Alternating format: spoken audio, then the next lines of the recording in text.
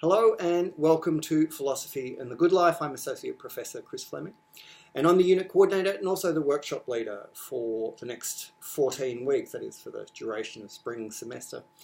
Philosophy and the Good Life is an upper level undergraduate philosophy unit, although you yourself may not be a philosophy student. In fact, that may not be your major. It may not even be part of your degree.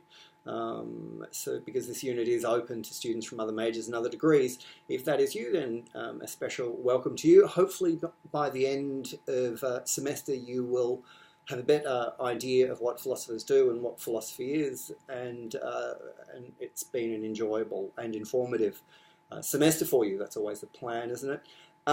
Speaking of enjoyable, I just realised now I've got highly distracting lights shining into my glasses.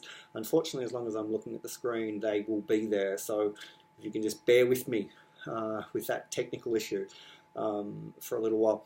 The unit is divided up into two basic sections, and you can consult the learning guide, which is on the views side, if you want more detail about this. But the first section of the unit is really looking at the historical bases of the birth of philosophy and the birth of kinds of questions that we ask about what it means to live a good life. What does it mean to live a happy life? What does it mean to live an ethical life? Because it's really at that stage in Western thought, from about 2,500 BCE to about 300 CE, that these questions and the intellectual platform is kind of built for a lot of the issues that we will then look at later on as well.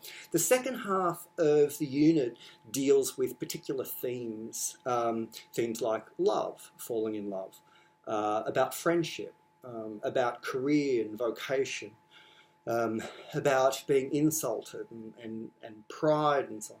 So these are all chosen partly because they continue on the tradition of thought that was begun all those years ago, and their relevance to living a decent human life, what it means to live a good life, what it means to live an ethical life, what it means to live a happy life. And so this is basically it's those two sections that bring, that together comprise the unit. Now, it's important stressing that I'm not here to tell you what to think. Even if I did, you wouldn't probably listen to me anyway, but what we're here to do is pose questions in the best possible way and look at ways that these issues could be answered. And you're going to have to supply the reasoning yourself, although we'll be talking about this much more as we go into it. I have got a fairly minimal approach to online learning. I realise that in a lot of units you get dozens of links and extra articles and video clips. My own approach is a kind of less is more.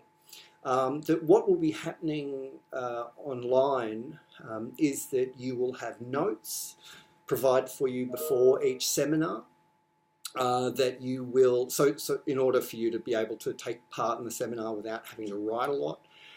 You will have readings in the form of PDF documents also on the site that you're on, the view site. You can print those out and bind them into your own reader if you want.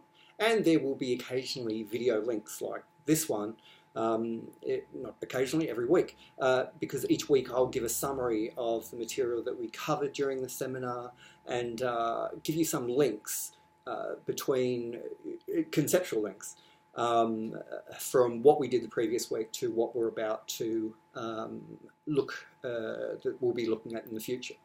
So the question is, what do you have to do before class for the first class next week, or if this is week one for you now?